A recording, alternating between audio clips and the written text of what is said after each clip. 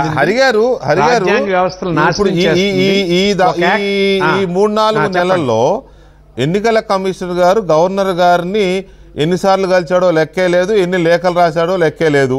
చివరికి ఈ తిట్ల పురాణం, లేకపోతే ఎదురుదాడి, సహకరించకపోవడం, సహాయ నిరాకరణ, వీటన్నిటి నేపథ్యంలో కూడా కలిసి చెప్పడాలు, లేఖలు రాయడాలు జరుగుతూనే ఉన్నాయి. మంత్రుల మీద, సలహాదారుల మీద, ఎంపీల మీద కూడా కంప్లైంట్ చేశాడు ఆయన.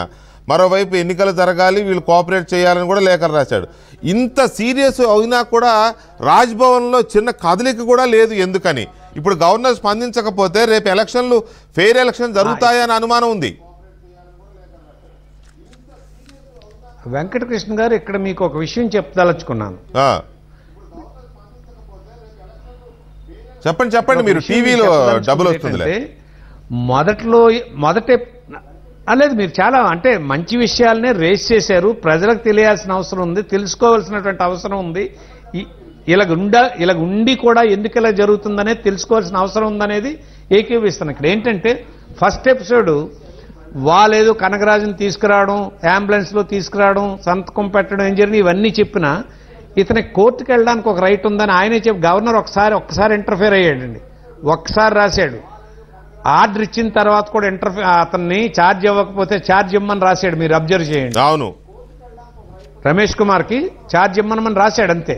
సో ఆ స్టేజ్ వచ్చినంత వరకు చిల్లరవి ఎవడో ఇలా మాట్లాడాడు, వాడెవడో ఏకపీకాడా, లేకపోతే నన్ను ఇలాగ అన్నాడు, వాటి మీద గవర్నరు ఇంపార్టెన్స్ ఇవ్వడండి.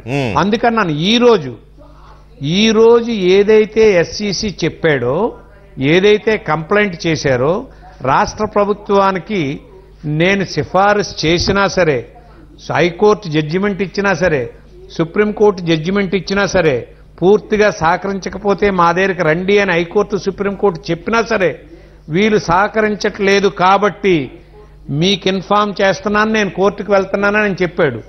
ఇప్పుడు ఖచ్చితంగా ఈరోజు సాటర్డే సండే నేనేం చెప్పలేను, కానీ ఖచ్చితంగా గవర్నరు వాళ్ళని పిలిచి ఇక మీదటి నుండి మరలా ఇలాంటి స్టేట్మెంట్లు కానీ ఇవి కానీ చూస్తే నేను కేంద్ర ప్రభుత్వంకి ఏం చేయాలో అది చేస్తానని చెప్పాల్సినటువంటి రోజు వచ్చిందని నేను అనుకుంటున్నాను.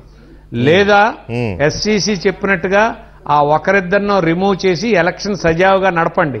మేబీ అతను గవర్నర్ గారు ముందుకొచ్చి ప్రెస్ మీట్ పెట్టి చెప్పరు, కానీ వీళ్ళలాగా ప్రెస్ మీట్లు పెట్టి చెప్పరు, కానీ ఇవ్వాల్సిన ఇన్స్ట్రక్షన్ కానీ ఇచ్చేస్తే ఇవన్నీ సెటరేట్ అవుతాయి. సో నా వరకు మండే లాస్ట్ వెంకటకృష్ణ గారు, మండేకి కూడా దీని మీద ఒక కంక్లూషన్కి రాకపోతే ఎలక్షన్లు జరగకపోయినా మీరు ఆశ్చర్యపోకండి, అంత ఎక్స్టెంట్కి వెళ్తారు. ఇంకా దాంట్లో బీజేపీ పాత్రని ఎలా ఊహించవచ్చు మనం? చేతులు కలిస్తే బీజేపీ పాత్రని, గవర్నర్ ని మూవ్ చేయకుండా గవర్నర్ ని అలా సైలెంట్ గా ఉండడంలో బీజేపీ పాత్ర ఏమైనా ఉందనుకోవచ్చా? లేదు సార్, ఈ గవర్నమెంట్ మీద బీజేపీకి ఎప్పుడు మాట్లాడలేదు, కానీ ఈ గవర్నమెంట్ మీద బీజేపీకి స్పష్టమైనటువంటి అవగాహన ఉంది. వెంకటకృష్ణ గారు, ఈ ప్రభుత్వం తాలూకా పరిపాలన బాగులేదని, ఈ ప్రభుత్వం చేస్తున్నటువంటి తప్పులు అనేకం వాళ్ళ దృష్టిలో ఉన్నాయి, ఎవిడెన్స్తో ఉన్నాయి వెంకటకృష్ణ గారు. బట్ టైమింగ్ చూస్తాను, వీళ్ళు అనుకుంటున్నారు మేము మస్కా కొట్టాం, మేము అమిత్ షా దగ్గర కాలు పట్టుకున్నాం, మేమేమో మోడీ గారు కాలు పట్టుకున్నాం, మేము గుడ్ లుక్స్లో ఉన్నాం, మేమేమనుకుంటుంది గవర్నర్ మార్చేస్తాం, ఏదైనా నేను అనుకుని చేయగలను అనుకునేదంతా భ్రమ.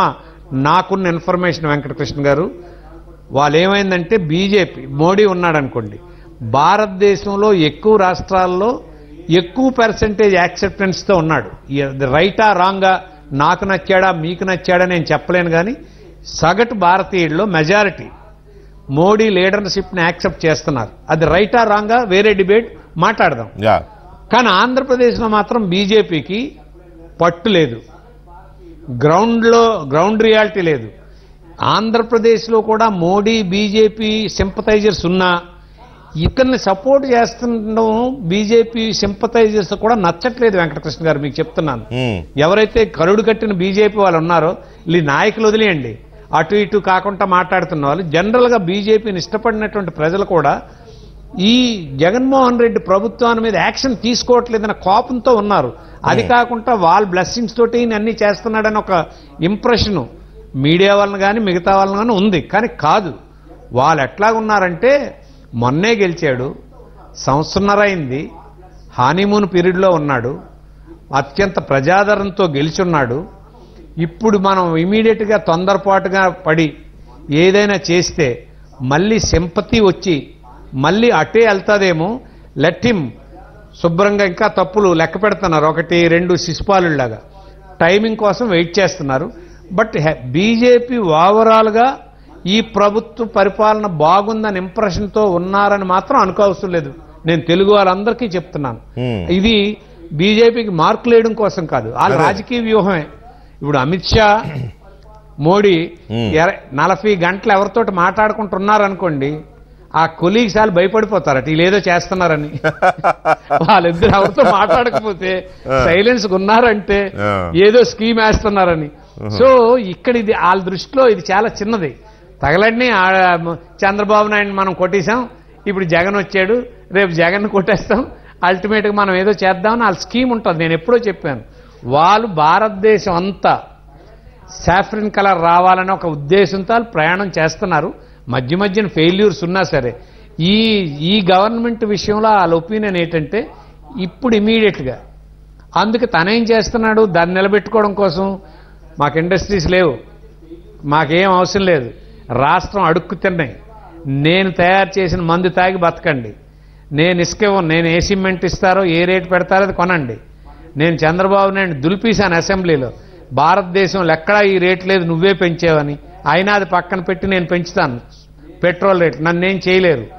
ఇట్లాగ ప్రతి అంశంలో కూడా అమరావతి నేను పేరే ఎత్తను, దాని గురించి మాట్లాడను, అమరావతికి అగైనిస్ట్గా చేస్తే వాళ్ళ మీద కేసులు పెట్టిస్తాను కానీ వీళ్ళ మీద కేసులు పెట్టించను.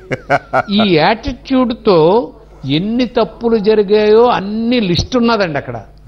రెండోది మత మార్పిడుల విషయంలో నేను ఎప్పుడు కమ్యూనిటీ ఒకటి, మతం గురించి ఒకటి, అవినీతి గురించి ఒకటి మాట్లాడడానికి ఇష్టపడిన వెంకటకృష్ణ గారు డిబేట్లో ఎప్పుడు కుల ప్రస్తావన తీసుకురావడం కానీ మతం గురించి మాట్లాడడం కానీ నాకు వ్యక్తిగతంగా ఇష్టం ఉండదు. బోల్డ్ అని నాకు రిజర్వేషన్స్ ఉన్నాయి దాంట్లో, అంటే అభిప్రాయాలు ఉన్నాయి, అది ఏకీభించకపోవచ్చు చాలా మంది. సో అందుకని వాటిని అవాయిడ్ చేస్తాను. ఇక్కడ ఏంటంటే వాళ్ళు చాలా స్పష్టంగా ఉన్నారు. కాకపోతే మనం అంటాం కదా చాలా చిత్రంగా ఒక మాట, నీకు ఇస్తాను నాకేంటి లాభం, అవును నేను చేస్తాను నాకేంటి లాభం అని చూసేటప్పుడు వాళ్ళకి ఆ లాభం కనిపించట్లేదు.